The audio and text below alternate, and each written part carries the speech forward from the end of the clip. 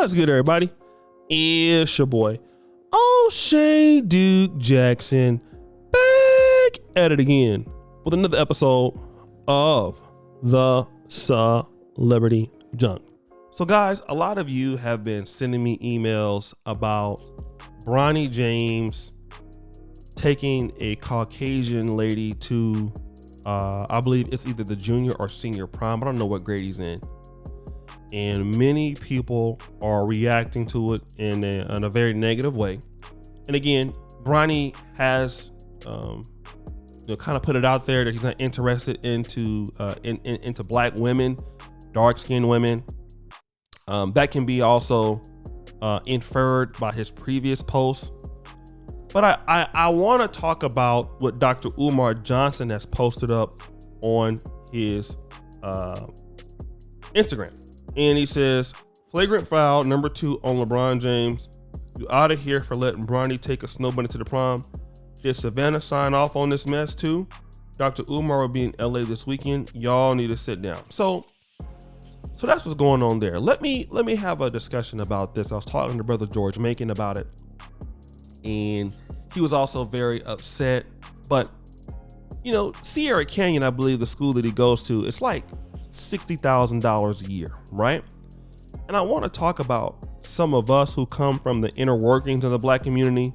I grew up in Del Paso Heights. I lived in Compton. I've lived in Watts. And my whole existence has been as an African American from the insider sort of community, just like most of you guys.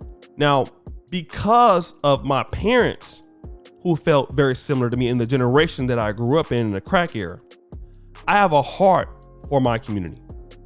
I didn't grow up in the suburbs. I grew up in the ghetto or in the worst parts of the city. Okay. Now, if I were to have a son or a daughter, just like you guys, our kids would not experience the same things that we have. We have more of a dedication to the black community. But now, if we do very well in life, number one, we have to get away from the neighborhoods that we come from. It's no diss to the neighborhoods, but we're not going to see the growth there. The resources are other places. For somebody like me, I went to college outside of quote unquote black America. I went to medical school outside of the country. So my experience, if I were to marry or have a child now, my child is not going to have the Mount Olive Baptist Church experience or the Reverend C.L. Franklin, the Eagle Stirs, her nest album listening in the 90s with my grandma on her couch, or our Baptist Training Union, or our Vacation Bible School, or our first Sunday Mass Choir Sundays and stuff like that. I grew up at the last element of the black migration of the South in California when Big Mama was still living. That last decade or generation of black America. So my son isn't gonna be devoid of all of that. Or daughter. They're gonna be dealing with, if they lived overseas, an international school where all their friends are white, are Indian, are elite Africans, or if it's in America, a private school, a Jesuit school, a Cambridge learning school, where their friends are not going to be like me. And I can talk to them about being pro-black. I could talk to them about the essence of that. But now, if they don't experience that in their everyday life, they're not going to look at it the same way as me. And they are not going to be invested into the black community like I was. This is no different than Bronny James and LeBron James, guys. Bronny James did not grow up like LeBron. Bronny James grew up a privileged kid with a father who was the greatest basketball player of his era.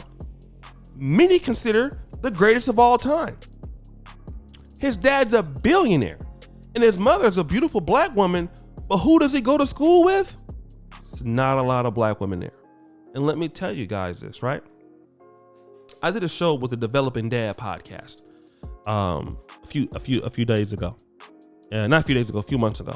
He said something very profound. He said he's afraid that his son will not marry a black woman because the girls that he sees out there that are coming up, not many of them he feel are even qualified in our community as a 14 or 15, 16-year-old girl to be, coming from the same situation that his son is.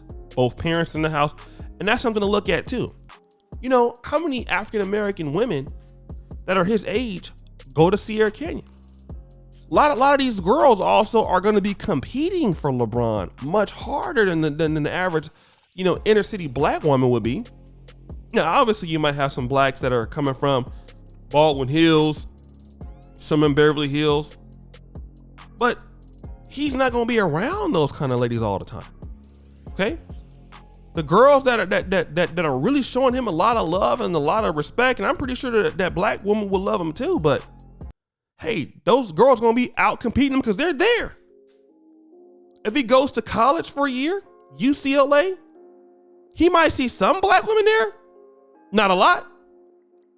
How many young black women in LeBron James and Bronny James, his name is LeBron James Jr., but in this era are going to be coming from a 2-parent household? How many in elite and rich? How many black women are there going to be for this young man? They're not even going to be there. So of course, he's not going to have that experience. You can't force your kids to marry black like you. For me, I come from a black community, the black church. I seen what crack cocaine did to our people. And despite me being able to take, and some of you guys taking your gifts to other parts of the world, we still have a home for our folks, a heart for our people, no matter how good we've done. But our successes are going to put our kids in situations where they're not going to feel the same way. Some of y'all who are from Nigeria or from Jamaica, y'all come to America. You are full-fledged Igbo, Ghanaian, Hausa, whatever you are. You do very well. You are a true African. You speak the languages. You have the accent. Your kids, they're not going to grow up the same way as you. They're not going to have the same love for Nigeria or Jamaica or Haiti or Ghana in the same way because it's not their experience. You become a medical doctor, pharmacist, and you move out to a white neighborhood, those kids are going to adapt to who they live around. And they're going to be part of that culture. And you sitting around wondering like, well, why do you bring these white girls home? Or what do you expect? And Umar, like, bruh, I mean, I get what you're saying.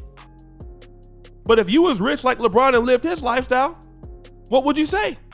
But guys, what do you think? It's your boy, O'Shea Duke Jackson, back at it again. Another episode of The Celebrity Junk. I really appreciate you for all that you do. Subscribe, hit the bell. Check out the first comment at the top. And as you know, the buffoonery remains at all-time high. I'm out.